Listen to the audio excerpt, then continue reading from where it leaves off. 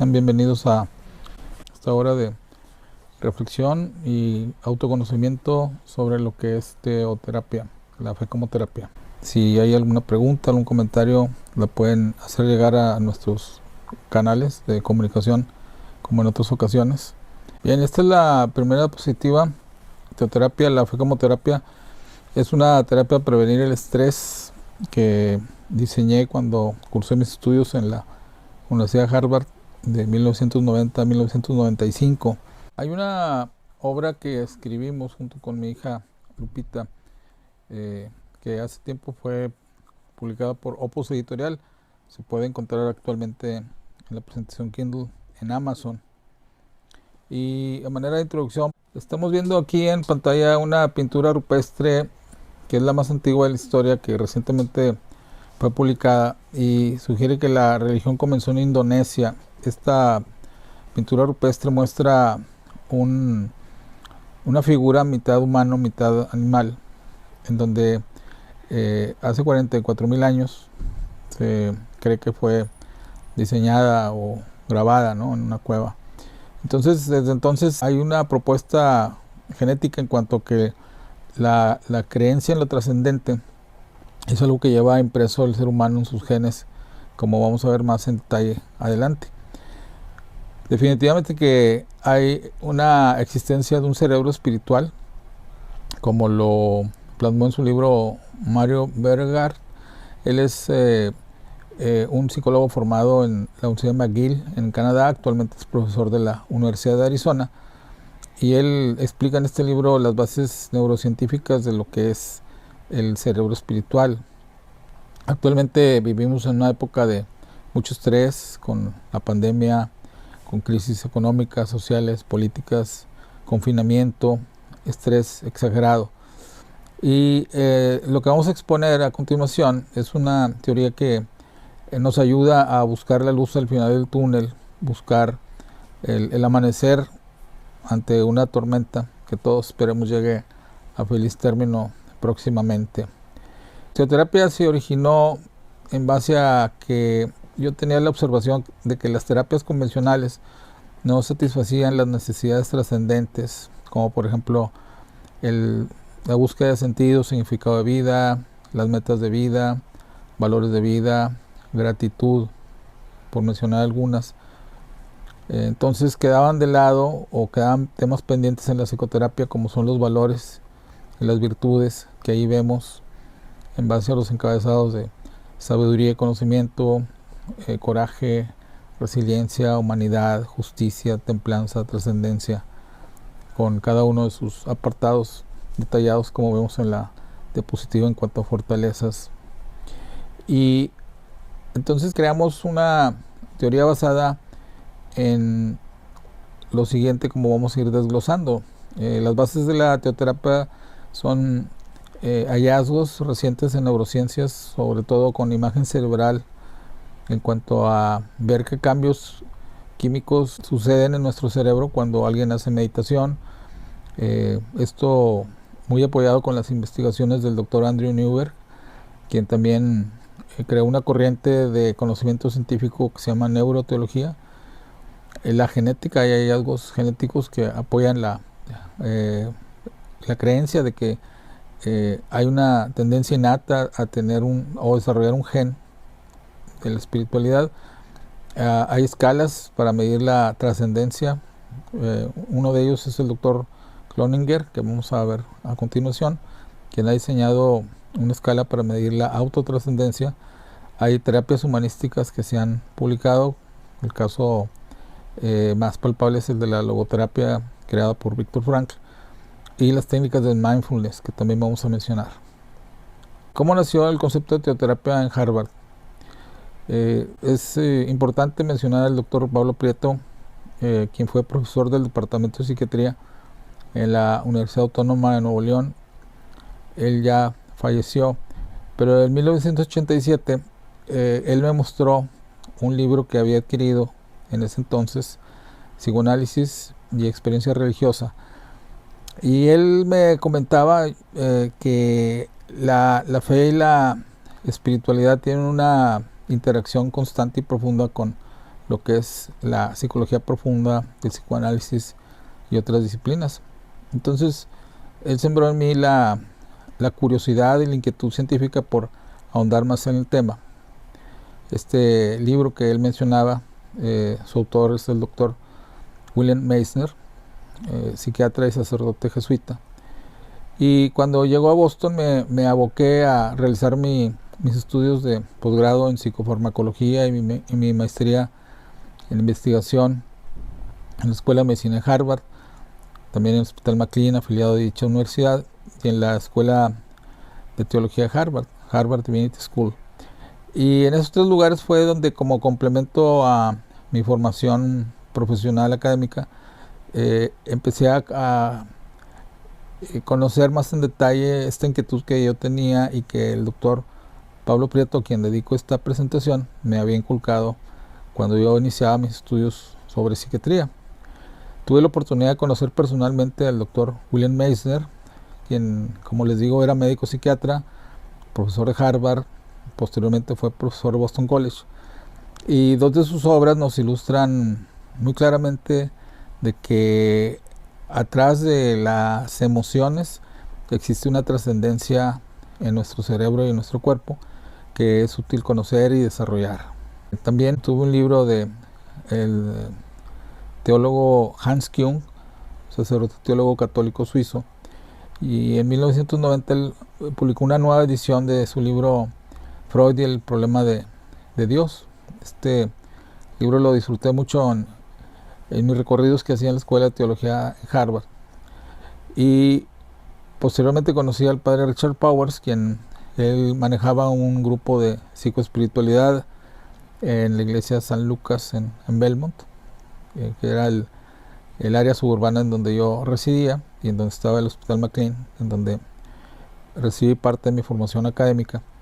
Y semanalmente durante 2 años tuvimos un grupo de psicoespiritualidad en donde revisábamos los más diversos autores ecuménicos.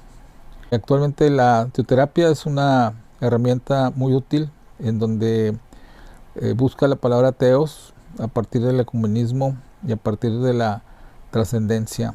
Hay que recordar que ahora en época del COVID, en época del autoconfinamiento, existe mucho sufrimiento en la humanidad, mucha tendencia a la depresión, a la ansiedad y también al deterioro físico. Entonces, desarrollar y conocer la capacidad física que tenemos, así como la capacidad mental y espiritual, puede ser una combinación eficiente para superar nuestro estrés.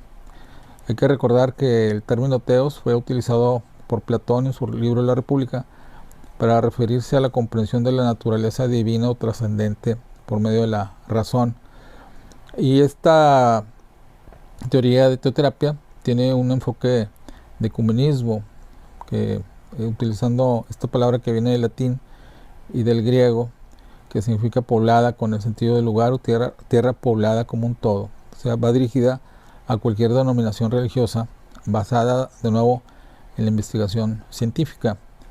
Vemos que hay muchas tendencias en todas las religiones prácticamente para desarrollar prácticas religiosas, y uno de mis maestros en Harvard, el doctor Herbert Benson, quien sistematizó el conocimiento de los budistas sobre los beneficios que la meditación tiene sobre la presión arterial, sobre la frecuencia cardíaca, sobre la temperatura. Decía que la única práctica común a todas las creencias religiosas es la meditación, y uno de los valores que él señala como el perdón es importante saber que esta virtud o característica nos trae una salud física, emocional y espiritual. La teoterapia es común a todas las religiones, sin distinguir credo o afiliación religiosa, como hoy vemos gente que hace camino en España, los rituales judíos, los rituales budistas de meditación, volviendo a la gente que camina el Camino de Santiago. A través de la caminata de la meditación uno puede meditar a través del ejercicio.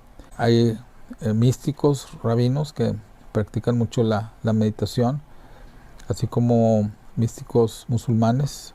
Rumi mencionaba que usa la gratitud como un manto y alimentará cada rincón de tu vida. Es importante saber que esta práctica de meditación, resaltando lo que dice el doctor Benson, es común a todas las religiones, a los musulmanes, a los cristianos, a los judíos, como vemos aquí en esta otra diapositiva. Entonces, es una práctica que refuerza mucho la resiliencia cerebral, corporal, el resistir al estrés, eso es resiliencia, y que también nos produce antifragilidad. Esto es el crecimiento neuronal, neurogénesis, y el reacomodo o reconfiguración de neuronas, que se llama neuroplasticidad. Próximamente en Berlín se va a construir la Casa de las Tres Religiones, del proyecto House of One, en donde judíos, cristianos y musulmanes han confluido para encontrar la unidad a partir de la trascendencia, y que esto repercuta en una paz mundial y en una salud colectiva de la humanidad.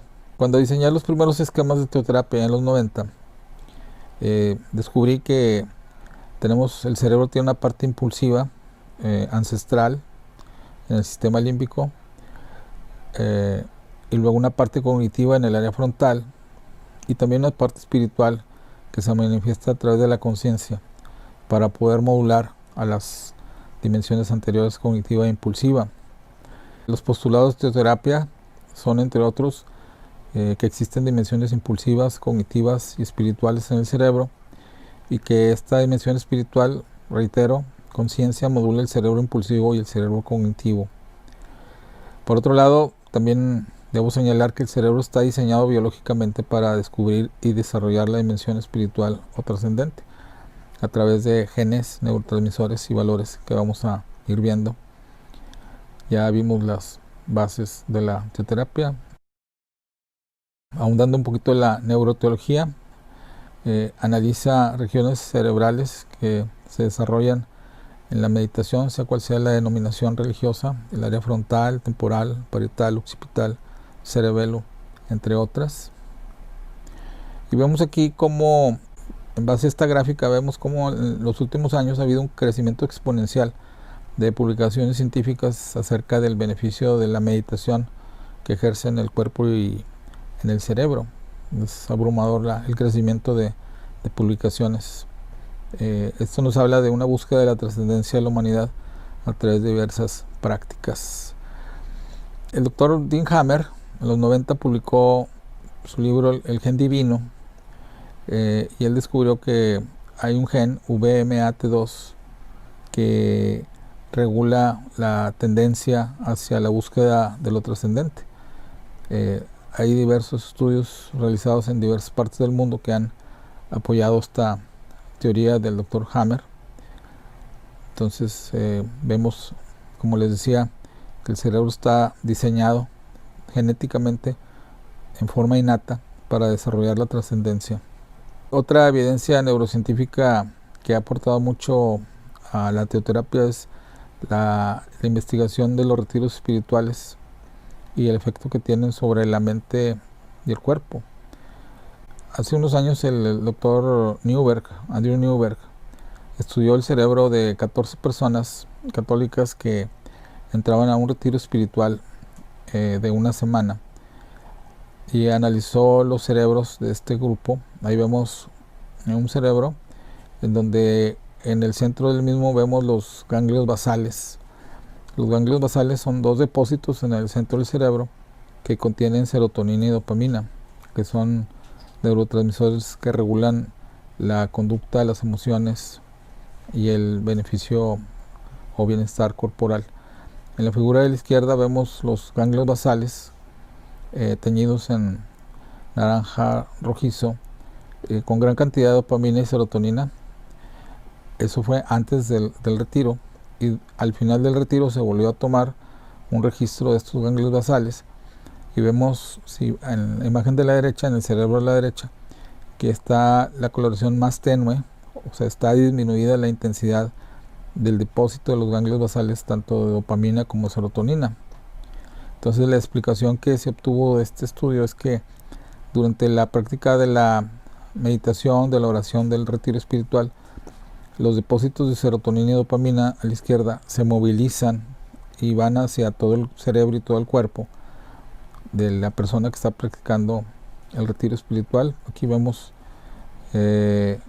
un abstract, un resumen de este retiro espiritual, en donde les decía fue orientado hacia la práctica de los ejercicios de San Ignacio de Loyola, que se basa en prácticas de oración, de ayuno, de meditación, de apoyo espiritual.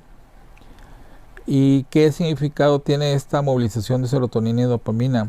En el grupo de estudio se encontró al final del retiro que las personas sentían una mejoría en su salud física, menos tensos, menos ansiosos, menos cansados, con una mayor creencia en su fe, su creencia religiosa y espiritual, y una mayor puntuación en la escala de autotrascendencia del Dr. Cloninger. Entonces, la ciencia ha encontrado bases genéticas, bases bioquímicas en cuanto a la eficacia de la meditación en el cerebro. Y en esta otra gráfica vemos que existe un cerebro posterior, o sea, atrás del área prefrontal, que tiene más o menos 10 millones de años. Entonces es el cerebro que heredamos de la época de las cavernas, en donde existe todo tipo de pensamientos y emociones negativas como la angustia, la culpa, el miedo, las memorias negativas, la rumiación de errores del pasado, enojo, rencor, odio, procrastinación, indecisión, obsesiones, inseguridades, tristeza, complejos, traumas. Y existen 45,000 pensamientos que se producen en esta área al día, aproximadamente. Entonces, los neurocientíficos actualmente dicen que vivimos prisioneros del pasado, porque este cerebro primitivo dispara 9 estímulos negativos que ya mencionamos por 3 del área frontal. El área frontal tiene 2 millones de años contra 10 del área del cerebro posterior. Entonces, solamente el área frontal recibe 20,000 pensamientos por día. O sea, predomina mucho la tendencia del cerebro posterior. Aquí vemos un cerebro girando, en donde vemos en rojo el cerebro anterior y el cerebro posterior no está teñido de rojo. Y en esta área frontal existen los pensamientos y emociones positivas, tales como la planeación, la concentración, la memoria inmediata, el sentido del humor, el control de impulsos, la visualización positiva, el querer metas, solucionar problemas, motivación y optimismo, entre otros. Entonces se dice que el cerebro frontal libera de la cárcel que está ahí metafóricamente entre barrotes, libera el cerebro de su pasado. Entonces, en teoterapia se estipula que la conciencia espiritual, como vemos, modula el equilibrio entre el cerebro posterior y el cerebro anterior. O sea, facilita la transmisión de emociones hacia el cerebro anterior, inhibiendo o desactivando el cerebro posterior. Reiterando, gran parte de esta presentación está contenido en el libro de Teoterapia, la fe como terapia.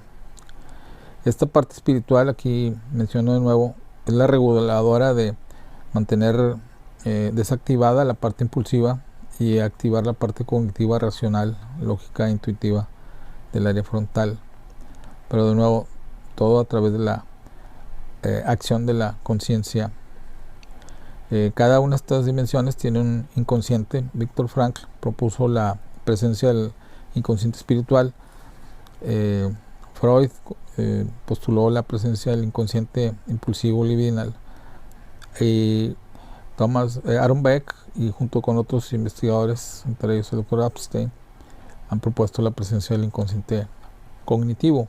Entonces, estas 3 dimensiones, la dimensión trascendente o espiritual, la dimensión impulsiva y cognitiva, interactúan todos los días en forma dinámica. Entonces ahí vemos cómo interactúan las 3 dimensiones, y lo que tenemos que hacer es, de nuevo, que la conciencia module o sea un intermediario entre la parte impulsiva y cognitiva para llevar a cabo una vida tranquila, ecuánime, dominando el estrés que nos rodea. 2 de mis maestros en Harvard fueron el doctor Herbert Benson y el monje vietnamita Thich Nhat Hanh. Él tiene una condensación de sus enseñanzas donde tiene 10 reglas de vida que nos inculcaba en sus cursos, sobre promover el encontrar el maestro sabio interior, que es buscar la conciencia todos los días a través de la meditación, practicar la compasión, que es el actuar con empatía y agregar una acción a favor del prójimo, evitar la aprobación de los otros para no caer en dependencia, mantener una sana curiosidad para crear, ser creativos todo el tiempo, transformar el sufrimiento cotidiano en dolor, seamos conscientes de nuestro cuerpo a través de la práctica del mindfulness, que es vivir el momento presente, mantener nuestras convicciones, cultivar la ecuanimidad, evitando el enojo, practicar la meditación. Ahí vemos otros maestros de la meditación, como lo son, les decía, el Dr. Benson, ahí recibiendo al Dalai Lama en Boston. A la izquierda hay una fotografía en donde está el padre John Main, otro promotor de la meditación como vehículo ecuménico de la paz a nivel mundial. En el centro está el Dalai Lama. Y actualmente hay seminarios anuales que llevan el nombre de John Main en Europa, en Inglaterra. Y aquí vemos a Andrew Newberg en una de sus múltiples investigaciones sobre la meditación, cómo mejora el funcionamiento cerebral. Estas radiografías que él obtuvo desde religiosas católicas y monjes budistas practicando meditación. En la gráfica de la izquierda vemos un cerebro antes, baseline, es antes de la meditación, y durante la meditación. Antes de la meditación vemos en el cerebro a dos flechitas hacia el área frontal. El área en rojo es la parte que representa el funcionamiento cerebral, y las partes en amarillo son las que presentan que el cerebro está descansando. Entonces, si comparamos la parte frontal en el baseline a la izquierda, vemos poco funcionamiento frontal izquierdo sobre todo. Y durante la meditación, esta coloración en rojo, o sea, el metabolismo, el funcionamiento frontal aumenta, con lo cual aumenta las funciones frontales que mencionamos: concentración, memoria, planeación, motivación, optimismo. Y en la gráfica de la derecha vemos el impacto de la meditación antes y durante la misma. En el baseline, la parte posterior del cerebro, la parte posterior izquierda, que es la parte parietal, está muy teñida en rojo, muy funcional antes de la meditación. Durante la meditación descansa, se hace más amarilla la parte, se baja el funcionamiento cerebral. Y en esta región cerebral, la parte parietal posterior izquierda, ahí reside el sentido de realidad, la posición, parte del estar aquí y ahora. Entonces muchas veces las personas durante la meditación sienten que como que se van, como si estuvieran en otro lugar, pero es porque el área parietal está descansando, mientras que el área frontal está más activa. Esa es la función de la meditación. Hace que unas partes del cerebro incrementen su función, como el área frontal, y otras descansen, como el área parietal.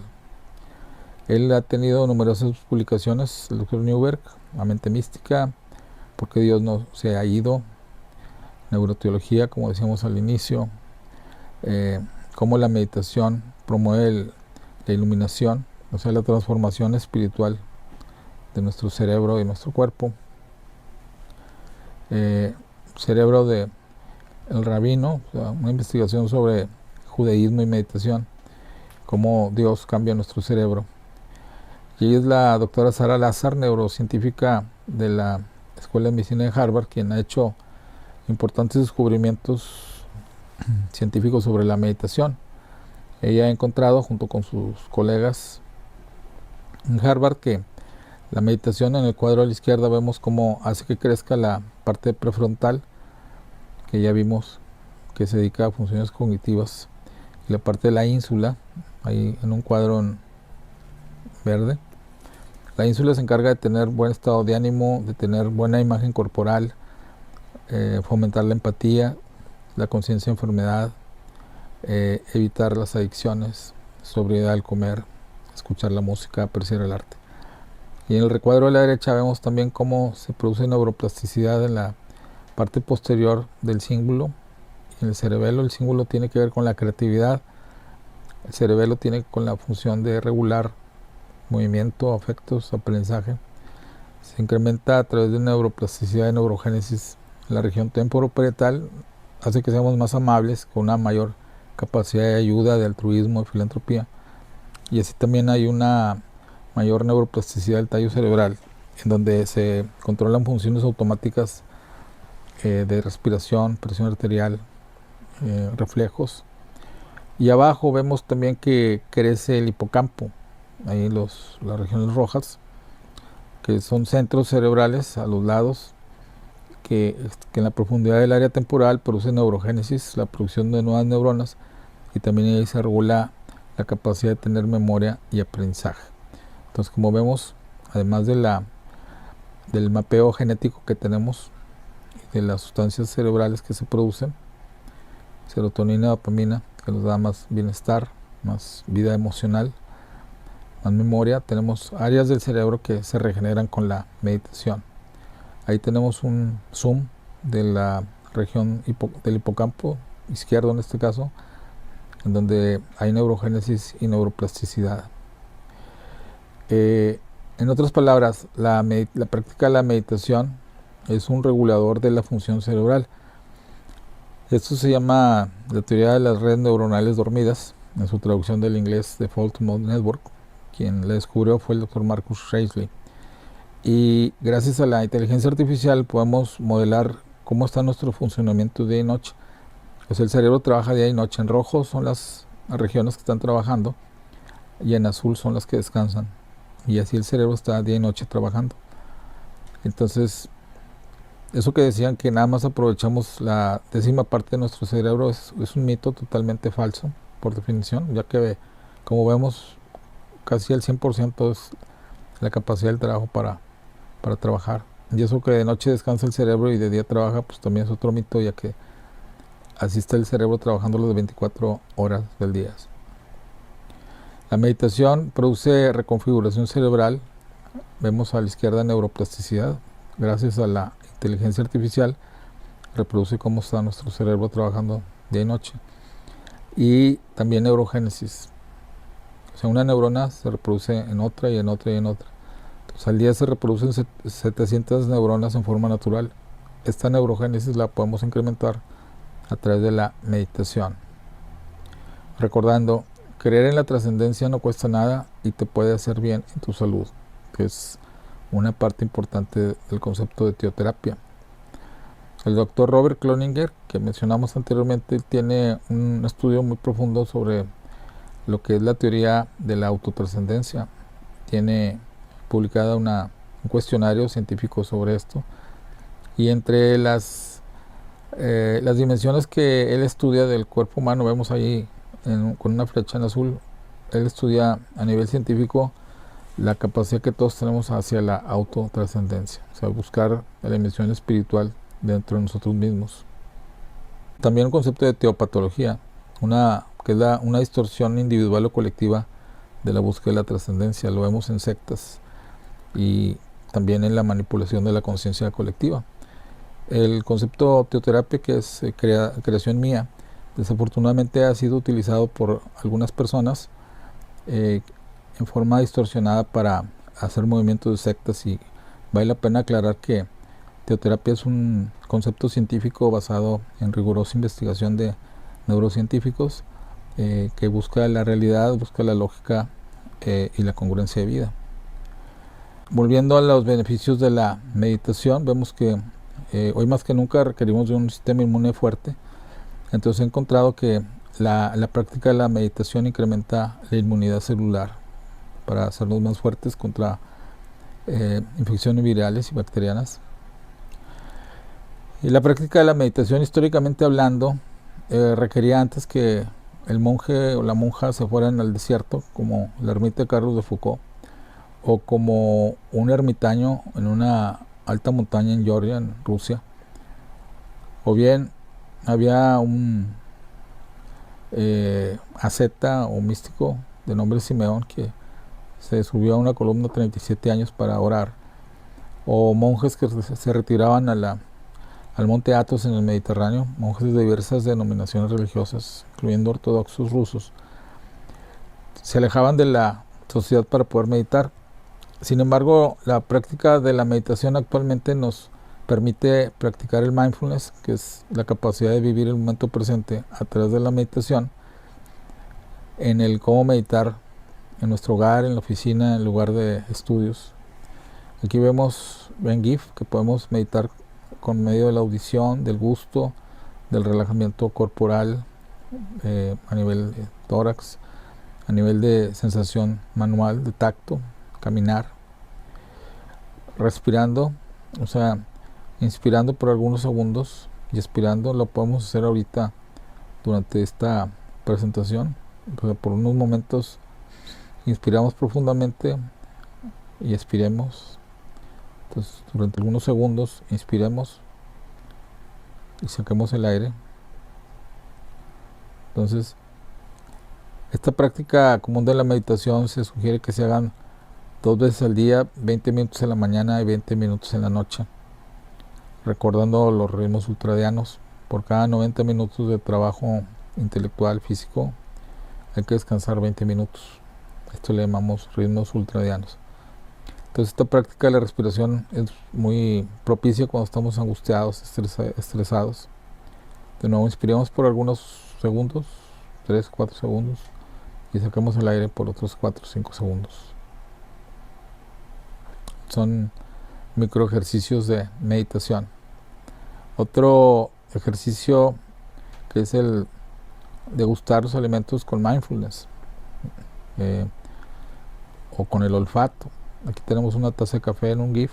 Entonces, al momento de saborear, inspirar el aroma del café o degustar un bocadillo como ahí estamos meditando con el olfato y meditando con el sentido del gusto en un ejercicio de mindfulness. Comer meditando es el famoso mindfulness a través de la alimentación, degustar nuestros alimentos, recordando que el cerebro requiere de 20 minutos para registrar que ya se desayunó o ya se comió o ya se cenó. Esto para evitar el comer a las carreras o a prisa. Al momento de correr, uno puede estar corriendo y meditando, centrando la atención en el aire que entra y el aire que sale, y ahí estamos generando neuroplasticidad y neurogénesis. O bien nos podemos sentar cómodamente en la casa, en el hogar, un lugar quieto, con silencio, actitud de yoga o simplemente sentados. En la noche pues uno puede estar acostado para inducir el sueño. Y también hay neuroplasticidad y neurogénesis. Aquí vemos una escena en donde la persona está inspirando, practicando meditación con el aroma, absorbiendo el aroma del té o el café que tiene. El caminar es otro momento para meditar.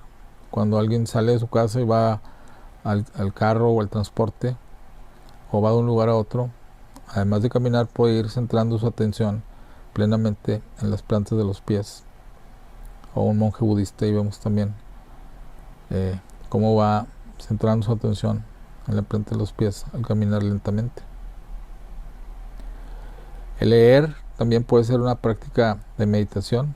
Hay una práctica milenaria que le llaman la lectio divina, que es leer un texto filosófico, un texto espiritual por algunos minutos, volverlo a leer, y este texto filosófico, espiritual o religioso, leerlo una segunda y una tercera vez para ir introyectando sus enseñanzas y poderlas aplicar al mundo en el que vivimos. Al mismo tiempo que leemos, podemos tomar una inspiración al leer y aspirar con conciencia. Entonces, la lectura también puede ser un vehículo de meditación. El practicar la escritura, el dibujo, la pintura, puede también llevarnos a un estado de meditación, de calma. Recordemos algunas obras de arte de los grandes artistas de la historia: Miguel Ángel, Leonardo da Vinci. Muchos de ellos meditaban al hacer sus obras. Tenían mucha presencia de lo espiritual. Muchos arquitectos también practicaban el mindfulness a través del diseño. Cuando llueve, dedicar nuestros sentidos de los oídos a escuchar el ruido que hace la lluvia es otra forma de meditar. Estos ejercicios son sencillos de hacer, pueden durar algunos segundos o minutos según tengamos la capacidad y el tiempo para meditar. El ver simplemente la naturaleza, ver el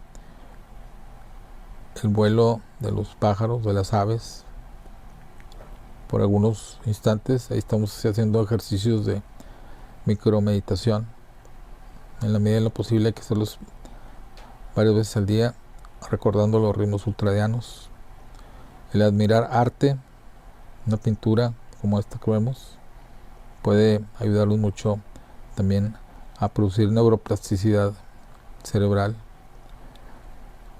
La visio divina es una práctica de, a través de la visión, meditar y produciendo neuroplasticidad cerebral. Aquí vemos la obra de La Noche Estrellada de Van Gogh, adaptada a un lago.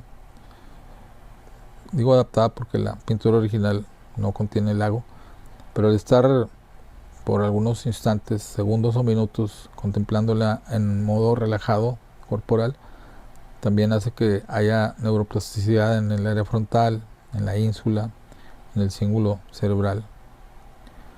El caminar, ahí está un link para quienes quieran ver el video de cómo caminar con movimientos pausados en un jardín, en un parque.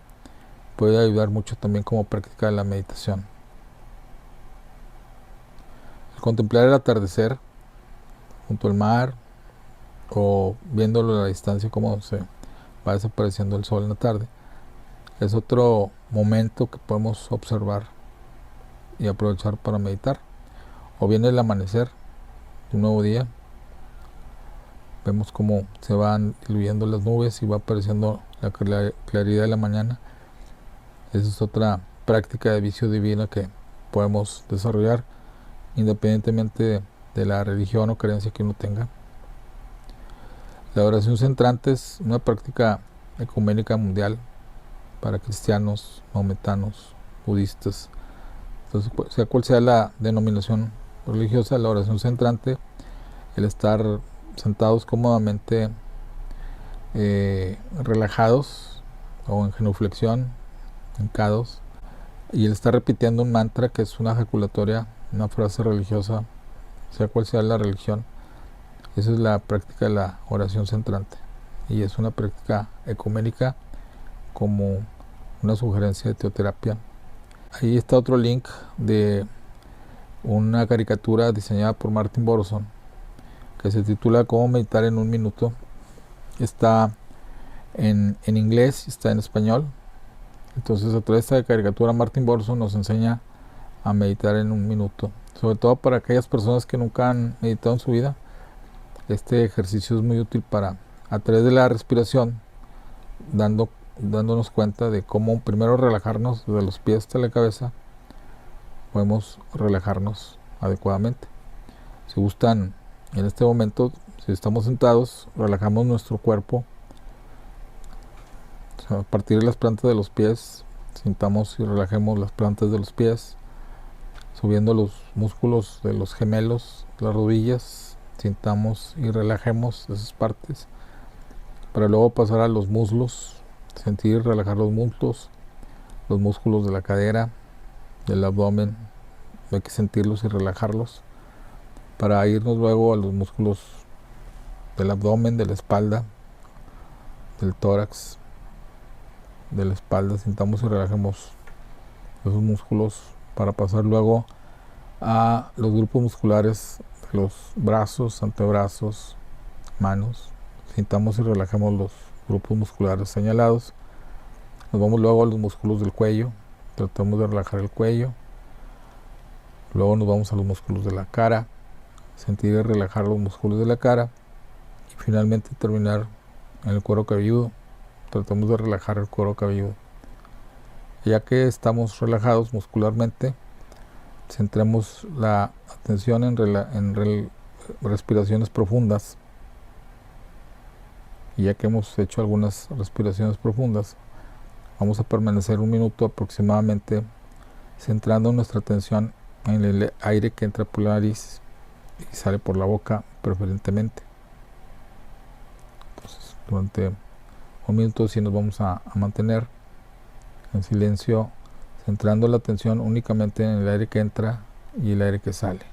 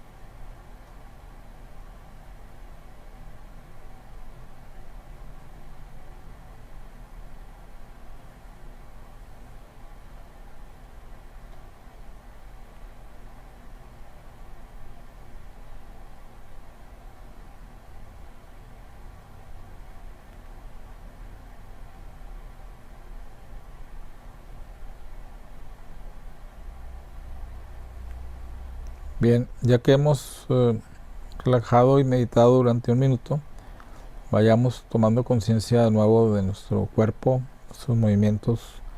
Podemos ir haciendo movimientos lentos, la cabeza, el cuello, las extremidades superiores, el abdomen, el tórax, los muslos, las piernas, los pies, para volver a estar aquí en el ahora. Esta es una práctica más de la meditación, como vimos a las otras, que pueden ser útiles para adentrarnos en la teoterapia como una forma de desarrollar nuestro inconsciente espiritual. Esta gráfica enseguida nos ilustra lo que son los ritmos ultradianos. Es un concepto de investigadores alemanes que lo han descubierto, en donde señalan que después de 90 minutos de actividad intelectual, laboral, académica, el cuerpo se cansa y hay que tener un descanso de 20 minutos. Y en esos 20 minutos no hacer nada, lo que dicen los holandeses, el niksen, el arte de no hacer nada. Entonces, mucha gente descansa y al descanso checa el celular, checa la computadora, toma mensajes, hace pendientes. Eso no es descanso. Descansar es no hacer nada. Se pueden hacer mini ejercicios de meditación o micro ejercicios de meditación, de contemplación. El ver arte, practicar arte, dibujar, descansar, oír música. Tener música de fondo todo el día ayuda mucho al cerebro, al cuerpo, ya que la música produce neurotransmisores cerebrales.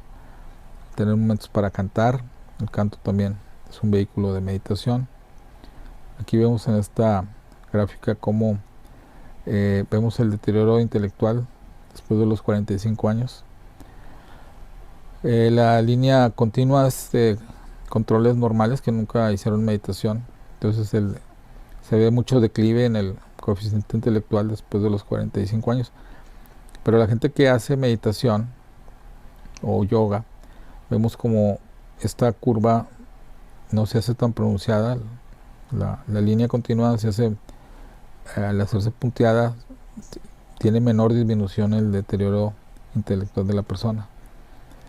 Esta es la doctora Marsha Linehan, quien ha creado una terapia dialéctica conductual en base a sus conocimientos y en base a que, aparte de ser psicóloga, estuvo 1 año internada voluntariamente en un monasterio budista. Y ella señala que tenemos una mente racional, una mente emocional y una mente sabia. La mente sabia hace el balance entre lo emocional y lo racional, tomando en cuenta que ella postula que la mente emocional es impulsiva, irresponsable y irracional, sin planeación reactiva, y la mente racional es lógica, piensa, busca la realidad y planea. Entonces, ella desarrolló esta teoría para tratar de ayudar a personas gravemente enfermas con trastorno borderline, impulsividad o ideación suicida. Los beneficios del relajamiento y la meditación han sido ampliamente estudiados en la literatura científica y se ve que la meditación de nuevo incrementa la inmunidad, disminuye el dolor, mejora la presión arterial, mejora el estado de ánimo, baja la ansiedad incrementa los telómeros. Los telómeros son regiones de los cromosomas que promueven el crecimiento de estos, la reproducción celular.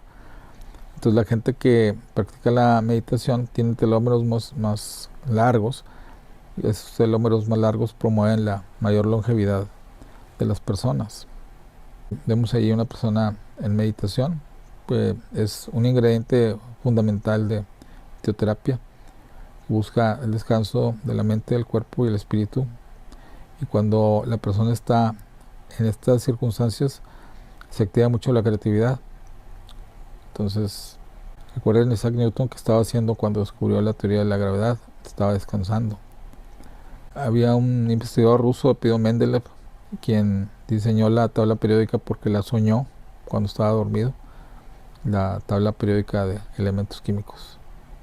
Paul McCartney, él soñó la canción Yesterday, que es la canción que más ha sido traducida a diversas versiones en el mundo. Recordando el mindfulness, que es la capacidad de vivir el momento presente. Hay una frase que dice: cada día tiene su propio afán. Tenemos que aceptar el pasado y vivir el hoy. Aunque el mindfulness tiene muchas definiciones, estas dos definiciones tienen mucho de razón de ser. Puede haber un ejercicio de teoterapia. Se puede crear un día desierto en la ciudad, cualquier día de la semana, preferentemente algún fin de semana, un sábado, un domingo. Diseñar un propio ayuno con oraciones, con momentos de meditación, como dijimos, momentos de silencio, momentos de descanso, hacer alguna manualidad o trabajo artístico, escuchar música gregoriana, y uno está diseñando su propio retiro espiritual. Y hay que señalar algunos riesgos de la meditación que aquí vemos. Hay que evitar dormirnos, si es en el día de la meditación. Si es al acostarnos, pues la meditación favorece el sueño, ya que produce endorfinas y endocannabinoides que nos inducen a un buen dormir. Este es el libro donde la mayor parte de la presentación ha sido basado, como dijimos. Y esta presentación forma parte de un programa educativo gratuito continuo por parte de Opus Editorial. Ahí está la dirección. Si alguien quiere hacer alguna aportación, se agradece en lo que cabe. Ahí están mis links de contacto, mi teléfono. Y de nuevo les agradecemos mucho su tiempo, su disposición. Si hay alguna pregunta, comentario, serán bienvenidas. Y esperemos vernos la próxima, y ojalá que todos podamos, con la práctica de teoterapia, hacer frente al confinamiento que tenemos, a la amenaza de este COVID-19. Si tenemos algún ser querido enfermo, o si tenemos algún nuevo proyecto de vida, la meditación es un buen vehículo para planear, para resistir el estrés, y ojalá que todos tengamos un buen mes y un mejor año para todos nosotros. Esta sesión, este masterclass, al igual que las pasadas sesiones, se grabará y estará disponible y de forma permanente en mi sitio web y en mi canal de YouTube, Dr. José Castillo Ruiz, para que la puedan consultar. Entonces las preguntas o respuestas las pueden hacer llegar a los links que aparecen ahí en pantalla. ¿Dónde comprar el libro? Es una pregunta que están haciendo aquí el chat. Les decía, está en Kindle, lo pueden adquirir ahí en Amazon directamente. O pueden hablar, si lo quieren el ejemplar, pueden hablar a los canales que están ahí en las redes, y nos podemos estar de acuerdo para entregarlo personalmente, un libro impreso. Pero sobre todo la presentación en Kindle está en Amazon. Hay una pregunta que dice... una persona, María Fátima, dice que si alguien es ateo, también es aplicable la teoterapia. Yo les decía que la teoterapia es independientemente de las afinidades religiosas. Como vimos, hay un gen que predispone la trascendencia de las personas. Hay una tendencia universal hacia la trascendencia, la espiritualidad. Si alguien no la reconoce, bueno, pues ya es libertad de ella. Es como la tendencia que todos tenemos a tener sed. Es como si alguien dice, pues yo no tomo agua porque yo no creo en la sed. Pues es una tendencia innata. Ahí está el gen que te predispone a tener sed, como también está el gen VMAT2, te predispone a la trascendencia. Ya eres libre de practicar la meditación o la creencia en alguna tendencia religiosa o bien no tenerla. Hay una pregunta que me dice aquí una persona de tercera edad que practica la meditación pero que sigue estresada y ansiosa. Pues una forma es hablarle al cerebro. O sea, la ansiedad reside en las amígdalas cerebrales, en la profundidad de los lóbulos temporales. Entonces, hablarle para vetar, apagar el cerebro es una práctica útil. Aquí vemos el cerebro, cómo está diseñado.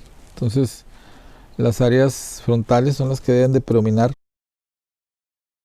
y las regiones temporales a los lados. O sea, esta es el área frontal, que es la calma, la serenidad. Entonces, cuando se activan las áreas de las amígdalas, entonces aquí vemos la carita triste, ansiosa.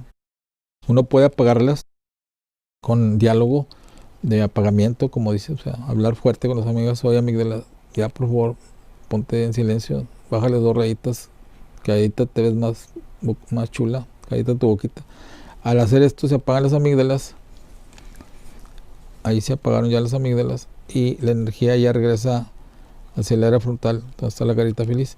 Si no es suficiente eso, el apagar, de repetir una frase como un mantra de acallamiento, recurrir al apoyo de los medicamentos ansiolíticos o antidepresivos, eso también ayuda para acallar la amígdala. La teoterapia tiene algún componente con enfoque transpersonal, es una corriente psicológica que sí se maneja dentro de la teoterapia. Cualquier terapia que maneje la espiritualidad, la trascendencia, va en esta línea de pensamiento, siempre y cuando, como dijimos en la presentación, hay que evitar caer en los fanatismos, en el fomentar sectas y en la manipulación de masas. La dieta keto está muy de moda, baja en carbohidratos. Algo me comentó de la afectación de serotonina. Hay que tener cuidado con esta dieta porque si se hace indiscriminadamente baja la producción de serotonina, recordando que los carbohidratos se convierten en serotonina, y al llevar muy rigurosamente dietas de cualquier tipo que bajen la serotonina, pueden inducir a una depresión severa. La trascendencia es la capacidad que tiene el cuerpo y el cerebro a buscar los valores espirituales en forma automática. La empatía, la compasión, esa es la trascendencia. Bien, pues muchas gracias de nuevo y cuídense mucho. Gracias.